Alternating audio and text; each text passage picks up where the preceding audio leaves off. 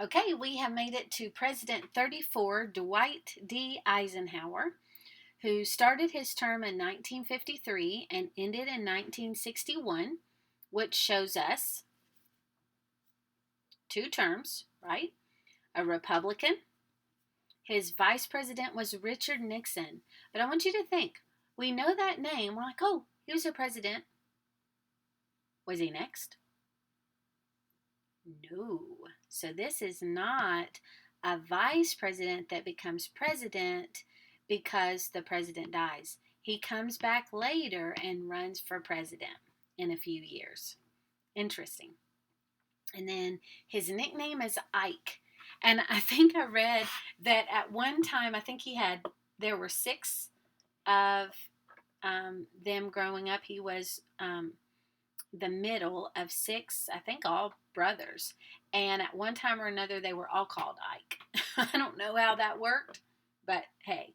So he was Ike. One of the popular slogans was, "We like Ike."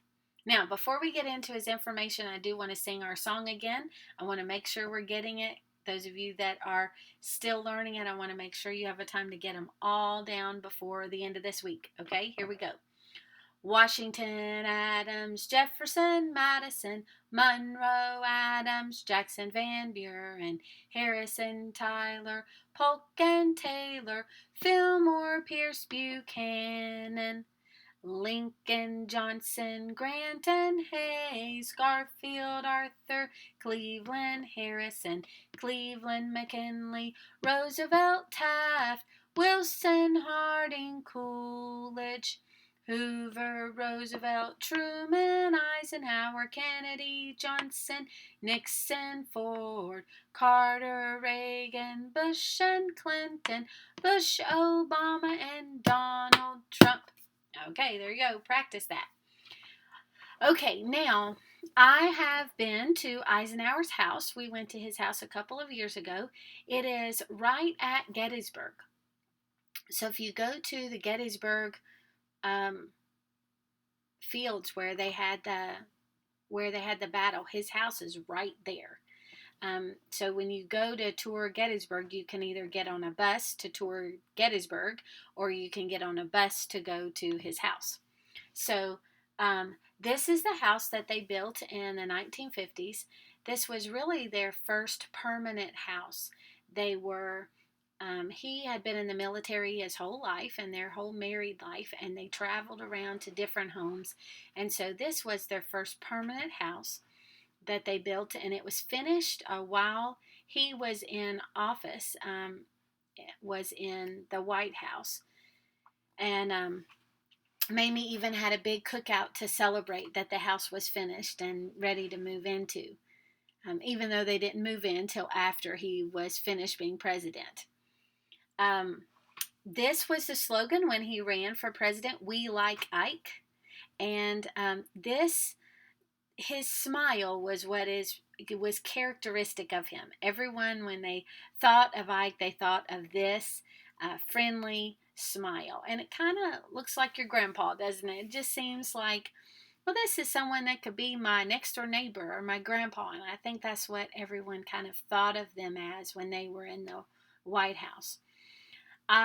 Speaking of grandpa or neighbor, this was one of my favorite things when we went to their house. When you went around the back and there was a door that went into the back of the house that they could go in, I think maybe their sitting room. There were two outside mats, welcome mats. And one said President Eisenhower and the other one said First Lady. And I just love these mats because I think my grandparents had green mats like this a long time ago. And so they were just common mats, but it says President Eisenhower and First Lady. So First Lady is her name that she was born with was Marie, but everyone called her Mamie. Her maiden name was Dowd, Marie Dowd, but she was called Mamie. She was raised in a well-to-do family. Her dad became a prosperous meat packer, and they did pretty well. And when she was young, they moved from Iowa to Colorado, but she spent a lot of the summers in Texas. Her mom didn't like um, the cold weather in Colorado, and so they often went to Texas for warmer weather. And that's where she met Eisenhower. Um, she finished high school. She attended finishing school, which was a school that a lot of girls went to, especially if you were well off, and it kind of finished you off. It taught you how to act in a proper ladylike way, how to run a home and things like that. So she was finished off in finishing school. She was raised with servants and nice clothes and jewelry, so she was used to fine things. Um, but one thing that I thought was really neat was her dad taught her the value of money. And she was always good with handling the family finances, and she was always careful with what she spent and saving money. She even, when they were in the White House, she even gave the cooks and kitchen staff um, permission to just buy like box things, and she told them to buy box cake mixes and things like that. She was just and she thought, in such a traditional role that they were in, she she actually thought that the woman in the house should take care of the finances and should be very careful with the money that they were spending, and that the husband should give her the bills and the checkbook and she should take care of it, because if he did, they would all be messed up. So, and she encouraged other women to take on that role and that responsibility also. But for the most part, this couple was like everybody's grandparents or like neighbor. They were just of I think almost all of the people, they represented the people, the normal people in America at the time. They enjoyed each other. They enjoyed being at home. They watched TV. They had their own little hobbies. She liked to shop and she liked clothes, but she didn't always buy the most expensive. She was frugal. She just had normal things. And I don't know. When we saw their house, when we visited their house, I walked in and it was like walking into my grandparents' house. Like, wow, this is like, there's a sofa and there's a TV and there's the pictures on the side table. And it was like, oh, they're cute. They're just like normal people. And I could just see them sitting there in the evening, reading the newspaper. He will talk a little bit more about his hobbies, but he liked to paint. Now, she did not cook. She was not the one cooking. I think they had servants for their whole life, and they had a family that lived in their house and kind of did the cooking and the cleaning, and that was just what she was used to. They had that in the White House also. So she didn't cook. She was a good military wife. So she was 19 when they married.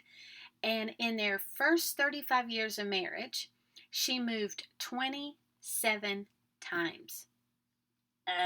Moving is like the worst thing. Everybody hates it. But if you are a military family, you understand. You're moving a lot because you get stationed at this base and then you move and you're stationed at this one and then this one. And so you have to just move. You're not used to staying in one place for years and years and years. So, she got used to this. She got used to moving, to helping the army wives wherever she was, getting to know them, and taking care of her little family. She had two sons. One died of scarlet fever when he was just around 3 or 4, and the other, John, lived to be grown, and he made a career of being in the army just like his dad. And he was also the ambassador to Belgium. During the war, World War II, when Eisenhower was away and was in charge of so many different things with the troops, she lived in Washington, and she often would show up in her uniform and serve at the Army canteens while he was serving. And you can understand that her whole life, too, was just nervous of whether her husband was coming back and when he was coming back, um, and how would he be well? Would he have gotten hurt? There were so many um, things that I don't think that us civilians know about what it's like to have a military family and to have that worry. Um, so as First Lady, she was super popular. Everyone loved Mamie. And she was outgoing, she was fun, she was easy to talk to, and she just represented the average American housewife. She supported her husband, she cared for her family, she had normal interests like playing the piano and nice clothes, she watched soap operas, she liked I Love Lucy. She One thing I read called her said that some people called her Sleeping Beauty because she would sleep a little bit later in the morning and then lay around and watch her soap operas and her TV show, and she just wasn't in any hurry to do anything. And take this in contrast to like Eleanor Roosevelt, who did so much good and stood up for so many different people, but kind of had her own cause, right? Her own agenda. This is what she wanted to do. Mamie is completely different. Mamie is representing the typical American household. The husband is taking care of the career and making sure that things are taken care of, and then she is running the things at the house.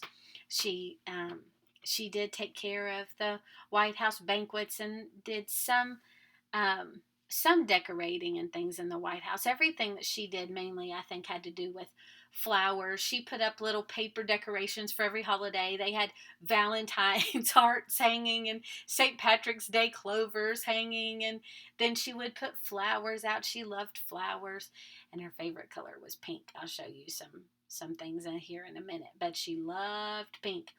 And she really did make pink. Now, this is interesting because if you know of anything about design and houses, if you've seen any old houses, if you look in the 50s, a lot of people had pink things. Like pink was popular for wall color or drapes or bathtubs and toilets, even. Um, and she was one of the reasons that was true. She made that popular in design because she used so much pink. And I'll show you some from their home. One big thing that she did while they were in office was Eisenhower actually had a heart attack, and he had another kind of serious health problem while they were in and a stroke towards the end, but it only affected his speech for about 24 hours. It was a minor stroke. So he had kind of three instances where he was sick and being cared for by doctors. And especially after his heart attack, she took a lot of responsibility on and caring for him. And she even managed his schedule and his workload. Reminded me a little bit of Wilson's wife.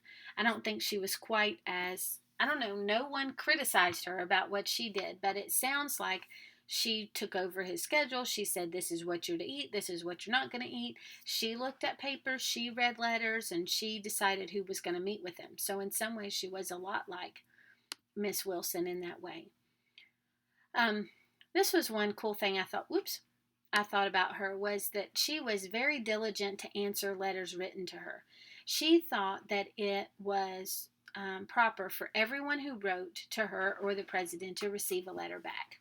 And so she was diligent to answer the letters, and she even took the letters. She read all of them and she answered them, and then she even passed some on to people who might be able to help. If it was a request for something or if she thought it was good advice, she would actually pass it on to the right person.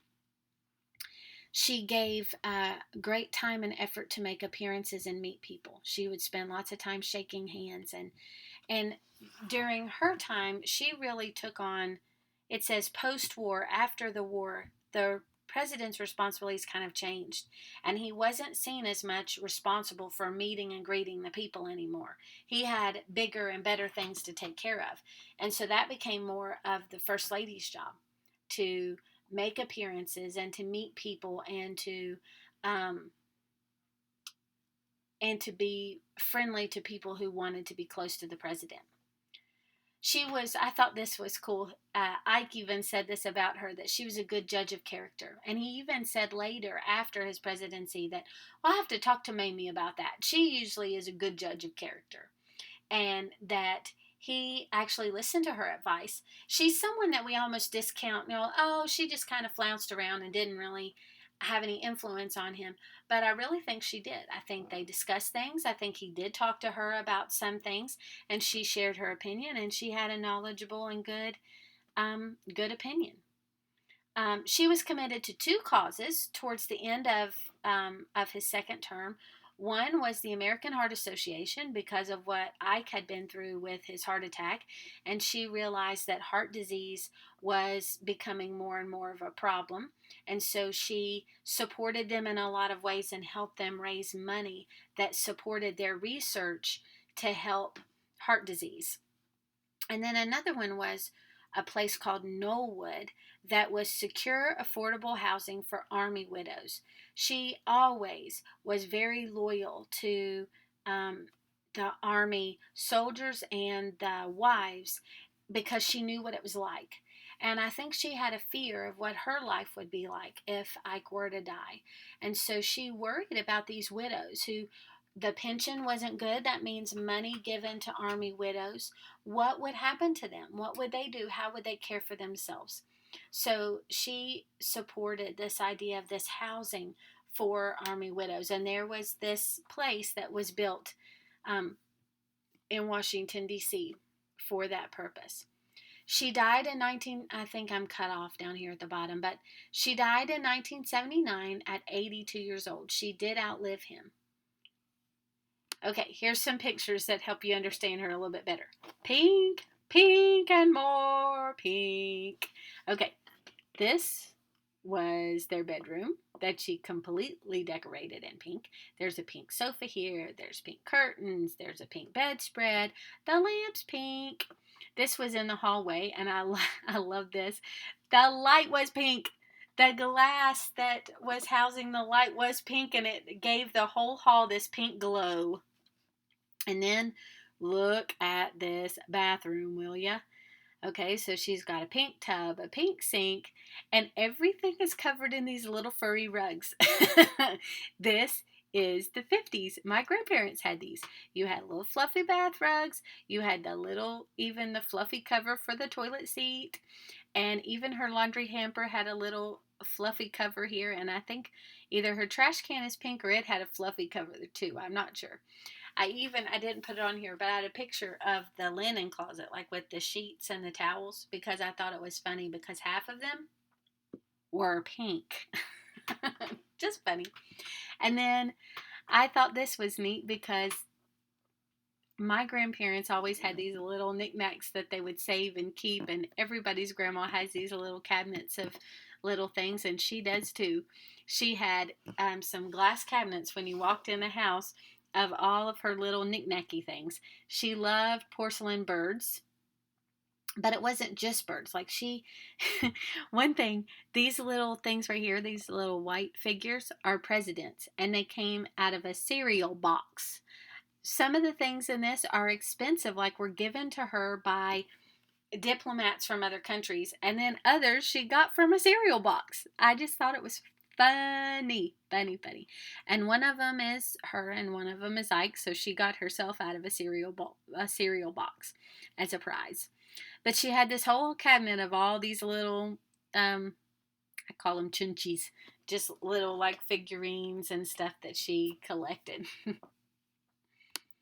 Okay, so a little bit about Dwight. He was actually born David Dwight Eisenhower, but to not get confused with his dad, who was also David, they called him Dwight, and by the time he was in college, he just started going by Dwight and made his middle D David.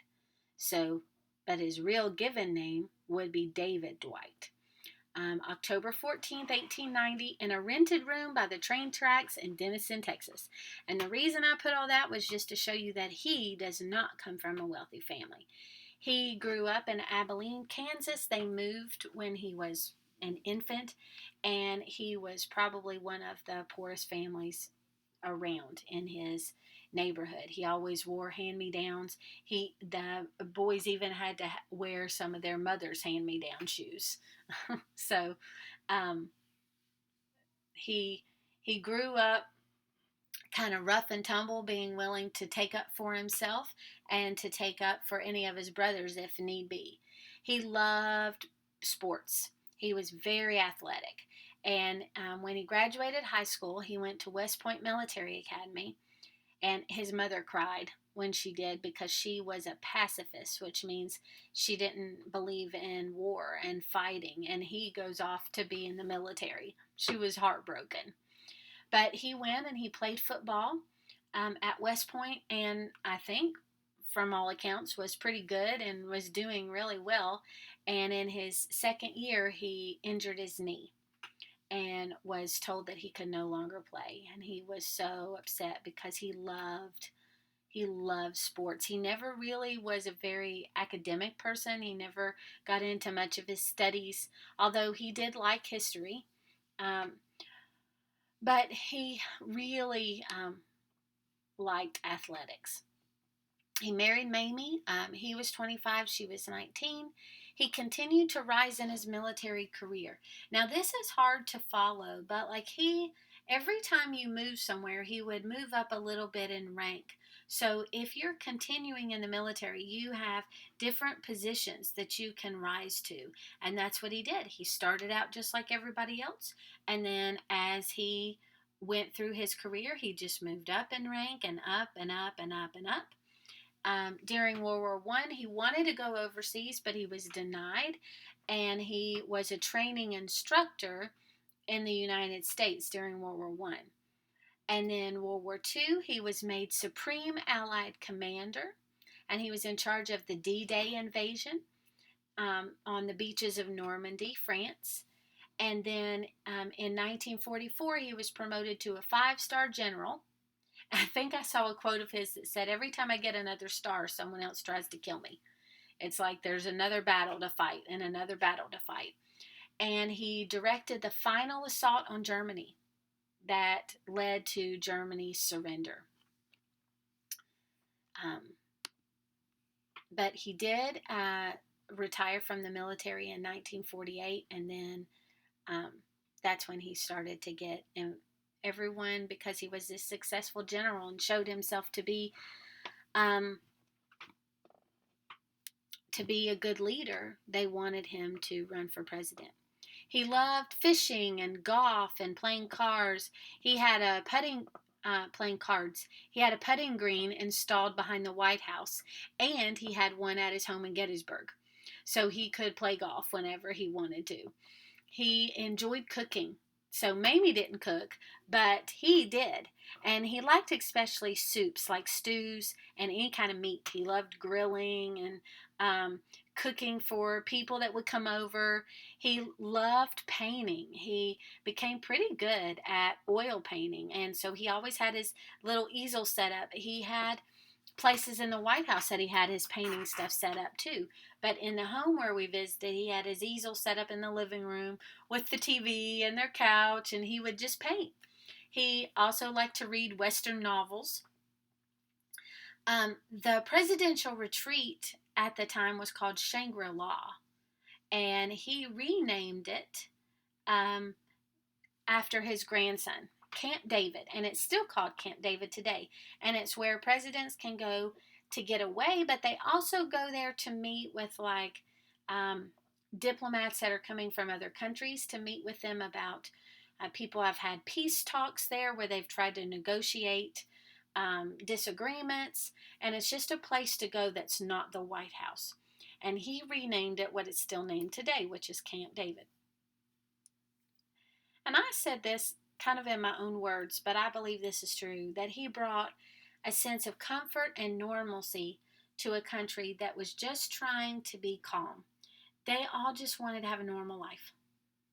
Many of the women wanted to just go home and be with their families. They just wanted to have babies and to be home and to take care of their children and to cook dinner and to put it on the table, and their husband to go to work and him to come home at 5 o'clock, and to have 2 cars or to have a car and 2.5 kids.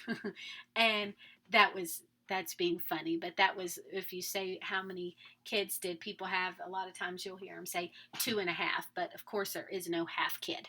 It's trying to average something that can't be averaged.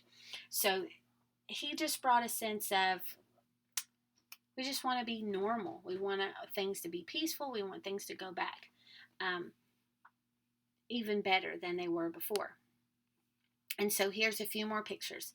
This is their TV, and see, it even has like family pictures on top of the TV. Just normal. This is his little den. It's got his books and just a place. This is like his man cave. This is where he went and relaxed and probably read his Western novels. And this is one of his paintings. I think it's pink flowers for Mamie. He did quite a few pink flowers because she liked it. And then this was their, okay, so the TV is here. This is that same room with the TV. It's on this wall over here. And it's just the full length of almost the full length of the house. It's like a sunroom. And this looks out on the backyard or the putting green. And they just have your couches. You can see back there, there is his easel for his painting and a table, a little breakfast table. Of all the people, I think they were just normal people. Oh, here's a couple more. This was his bed. I think this was actually where he was when he was sick and dying. And you see like his little TV tray. This was in the main living room, and I took a picture because it just looks like everybody's grandma's house, just a table with a lamp and family pictures. And I was just kind of struck by that when I walked in their house. This was the kitchen, just a simple kitchen. Cabinets on this side over here were the ovens and the stove, and that's it. So it was a really neat place to visit. I really liked it. And it's not too far. It's Gettysburg. If your family's ever going to Gettysburg, ask if you can go see Eisenhower's house. It's well worth it. And he even there's a lot of land in front that was even enough space for them to land a helicopter. So that's pretty neat. Okay, so I hope this gives you an idea of what Eisenhower's like. Give me something that interests you or another question that you have that I can answer for you.